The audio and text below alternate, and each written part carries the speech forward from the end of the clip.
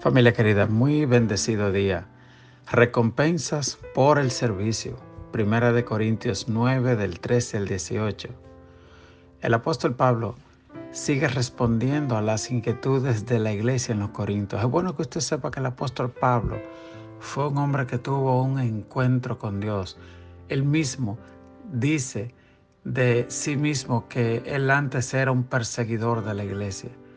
La Biblia, la primera vez que lo menciona, habla de que él, un joven llamado Saulo, mientras apedreaban a Esteban y moría siendo apedreado por predicar el evangelio, echaron las ropas de ellos a los pies de ese joven llamado Saulo, para que cuando apedreaban a aquel evangelista llamado Esteban, la sangre no manche su ropa.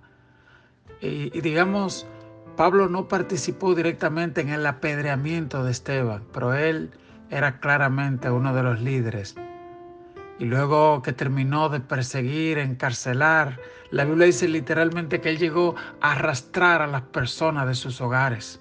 Aquellos que predicaban el evangelio, él los arrastraba de sus hogares y los llevaba y los echaba a la cárcel. Cuando terminó de hacer esto en Jerusalén, se fue hacia Damasco, Siria, para hacer lo mismo. Pero en el camino tuvo un encuentro con Dios. La Biblia dice que vio que el sol resplandecía, que una luz resplandecía más que el sol, y lo derribó de su cabalgadura y cayó por tierra. Y los que andaban con él oyeron como un trueno y salieron corriendo y lo dejaron allí tirado. Pero Pablo dice, no fue un trueno. Yo oí la voz del Señor que me dijo, Saulo, Saulo, ¿por qué me persigues? Dura cosa te es dar cosas contra el aguijón, aquel hombre allí derribado. Muchas veces Dios nos hace lo mismo a nosotros. Nos tiene que derribar, tiene que detener nuestros planes, porque a veces andamos haciendo las cosas a la manera nuestra y no la de Él. Saulo, ¿por qué me persigues? Dura cosa te es dar cosas contra el aguijón. ¿Cuántas veces nosotros andamos huyendo al propósito, al llamado, al diseño de Dios para nuestras vidas? Cuántos malestares, cuántas caídas de nuestras cabalgaduras por la desobediencia. Dice la Biblia que inmediatamente este hombre preguntó y dijo, ¿quién eres, Señor? Y la voz le dijo, soy Jesús, a quien tú persigues. Y desde aquel día, dice la Biblia, Pablo fue y se recluyó en un lugar y duró 3 días allí orando y ayunando, sin comer, pidiendo dirección a Dios. Al tercer día, dice la Biblia, un hombre de Dios fue enviado al lugar donde estaba Pablo y le dijo, hermano Saulo, el Señor que se te apareció cuando venía de Damasco me envió para que ore por ti. Dice la Biblia que cuando este hombre Ananías puso la mano sobre Saulo, grandes escamas cayeron de sus ojos y oró por él.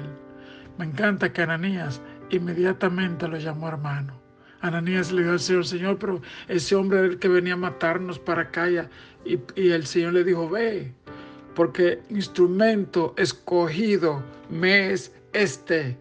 Y yo le voy a enseñar a él cuánto se sufre por causa de mi nombre. Y este Pablo dedicó su vida a servir al Señor. Dice la Biblia que cuando él empezó, algunos cristianos le tenían miedo porque decía, este es el que mata a los cristianos.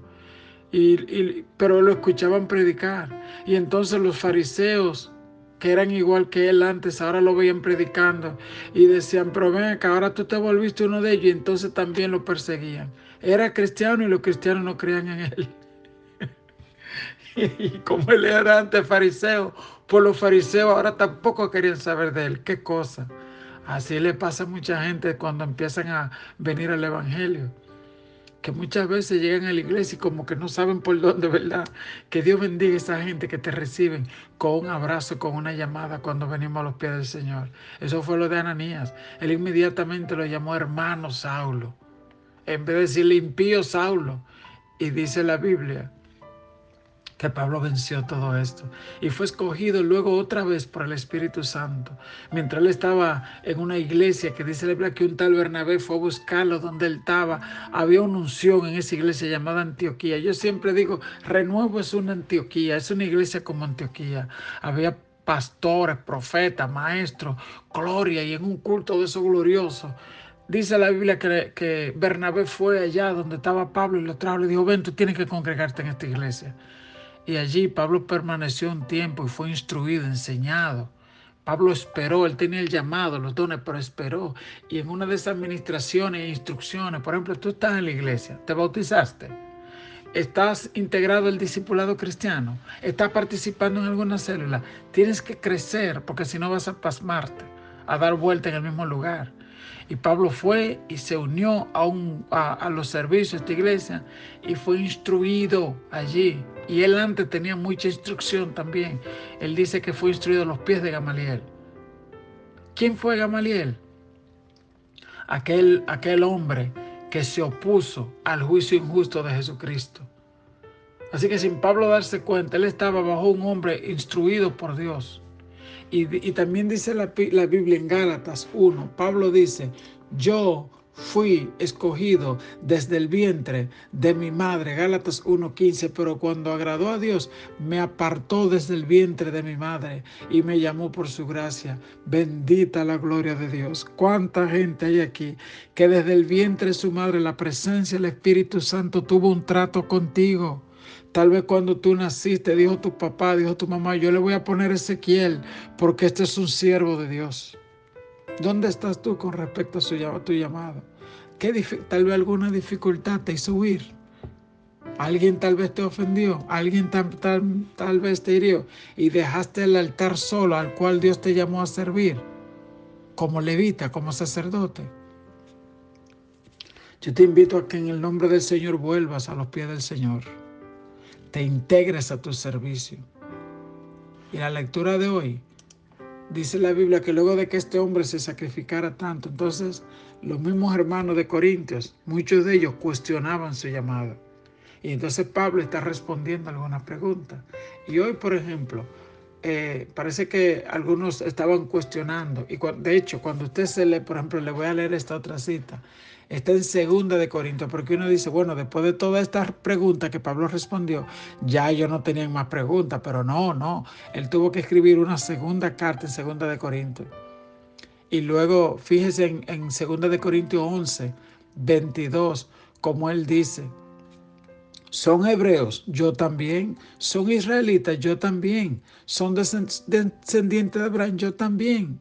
Son ministros de Cristo, yo más. Porque lo cuestionaban. Pablo, aquí están diciendo que tú no eres uno de los pastores de los apóstoles de verdad, que tú esto, tú aquello. Y entonces Pablo empieza a contarle de su vida.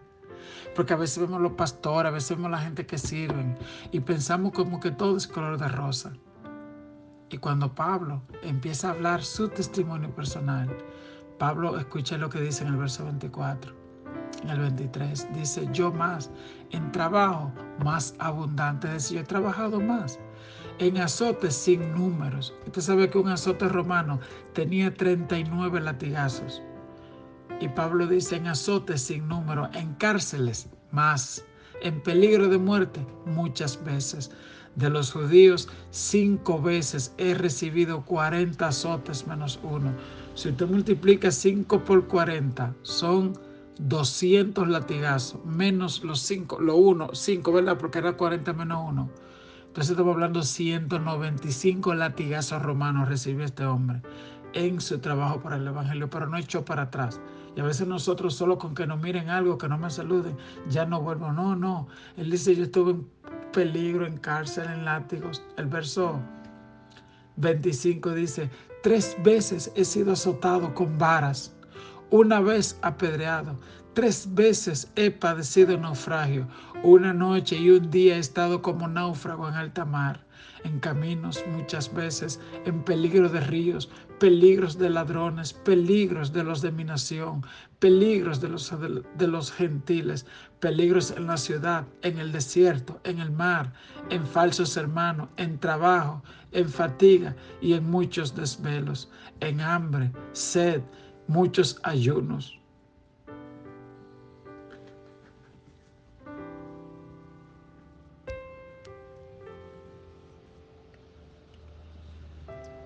En frío y en desnudez, y además de otras cosas, lo que sobre mí se agolpa cada día, la preocupación por toda la iglesia. Y él sigue diciendo, ¿quién enferma que yo no enferme?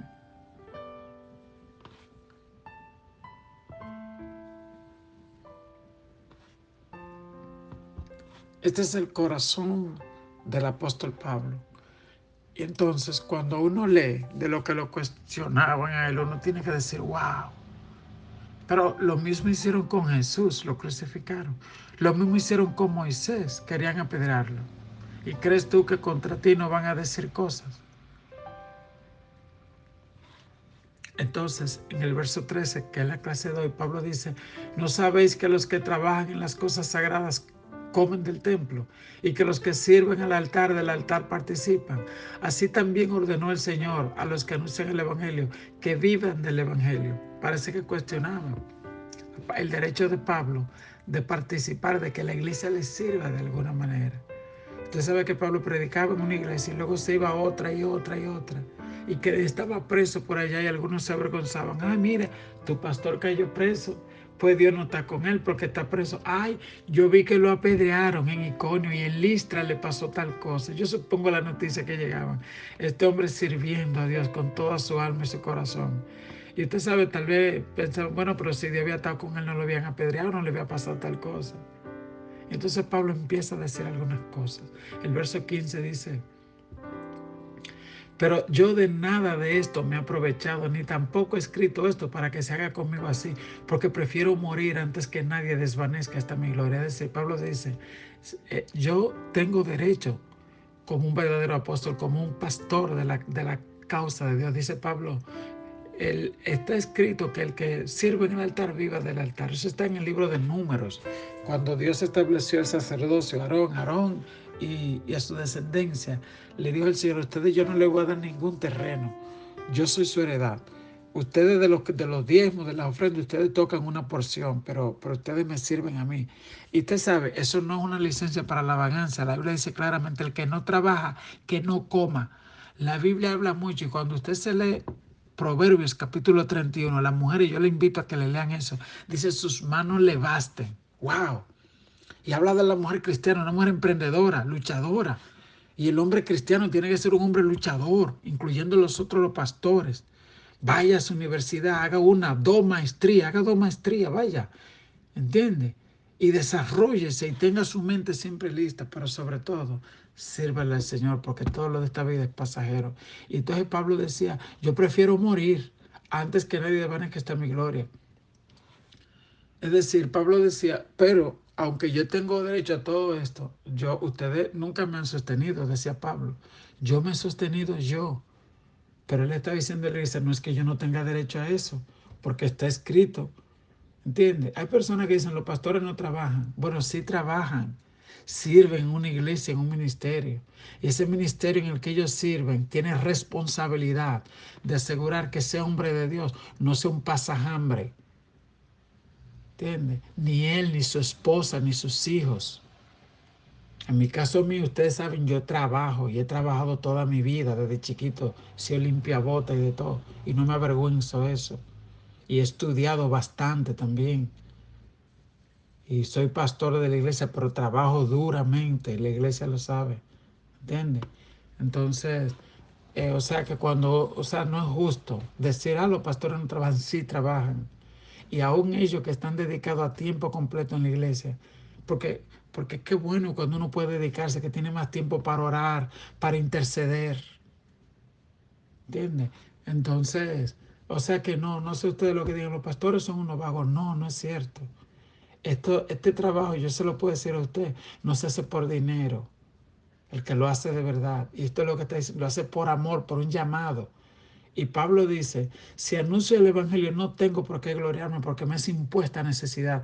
Ay de mí si no anunciar el evangelio. Me parece lo que dijo Jeremías, cuando Jeremías dijo, cuando yo traté para Jeremías dijo, yo no voy a predicar nada, yo no voy a ser pastor nada, manda a otro. Dice Jeremías, fue como si un fuego ardiera dentro de mí. Ok, el llamado de Dios es hermoso, pero es también una carga, es un peso que solamente la persona a quien Dios llamó entiende. Hay un versículo que a mí me encanta tanto y es de Moisés, cuando Dios le dijo, yo te voy a poner gente para que te ayude, y buscó 70 gente. Y en vez de Dios darle del Espíritu Santo, él cogió del Espíritu que él había puesto en Moisés y lo puso en los 70 para que les sirvan en un mismo espíritu, que no te como chivos sin ley, uno por aquí, otro por allá. que entiendan el llamado que Dios puso en ese hombre. Y dice la Biblia que cuando tomó Dios un chin del espíritu de Moisés, lo puso en los 70, ellos empezaron a danzar y no se pudieran parar. Y profetizaban y no se podían parar. Y yo digo, oye, pero fue un chin nada más que pues le pusieron de lo que había en Moisés. Y sin embargo, Moisés estaba lleno de tanta gloria. Dice la Biblia que era el hombre más manso de la tierra. Usted ve. Entonces, cada persona es que sabe la carga y la unción que Dios puso en esa persona. Que Dios nos ayude siempre a ser mansos, humildes, estar dispuestos a renunciar a lo que tengamos que renunciar, como hizo Pablo. Porque él dijo, yo para que nadie tropiece por esto, yo mejor no, a mí no me den nada, decía Pablo. Y Pablo decía, por lo cual, si lo hago de buena voluntad, recompensa tendré. Pero si de mala voluntad, la comisión me ha sido encomendada. ¿Cuál es mi galardón? Que predicando el Evangelio presente gratuitamente el Evangelio de Cristo para no abusar de mi derecho. Entonces Pablo dice en resumen, mi pago es ver que las almas se salven, ver que el Evangelio se presente gratuitamente. Cierro aquí diciéndole, ¿es el evangelio gratuito? En realidad no. Cristo pagó un precio muy alto. Pablo lo pagó. Y cada una de las personas que servimos también tenemos que pagar un precio por eso. Y digamos físicamente, claro, ¿cómo se construye la iglesia? ¿Quién paga la luz de la iglesia? ¿Quién paga todas las cámaras y todos los equipos y todas las cosas? Que uno ve el culto virtual y uno tiene que preguntarse, ¿y cuánta gente detrás de todo esto? El evangelio es gratis para el que lo recibe, pero para el instrumento que Dios usa para darlo, no es gratis. ¿Ok? Alguien construyó la iglesia, alguien está filmando, alguien está editando, todo esto. Cristo sobre todo pagó un precio muy alto, así que cuando escuche una palabra de Dios, honra a Dios y dile, Señor, gracias, porque aunque el evangelio me llegó a mí gratuitamente, yo sé que a ti te costó un precio muy grande. Que Dios te bendiga, que Dios te guarde y que tú también, al igual que Pablo, diga, mi galardón es hacer su voluntad, es ver almas salvadas. Señor, perdóname por las veces que he servido esperando recibir algo a cambio, reconocimiento o recompensa. Deseo ser como Pablo, quien después de renunciar a su derecho por amor al Evangelio, confesó que era su recompensa. Abandono toda manera mundana de pensar para consagrar mi vida con gozo y acudir a tu llamado, como lo hizo Pablo. Dios te bendiga.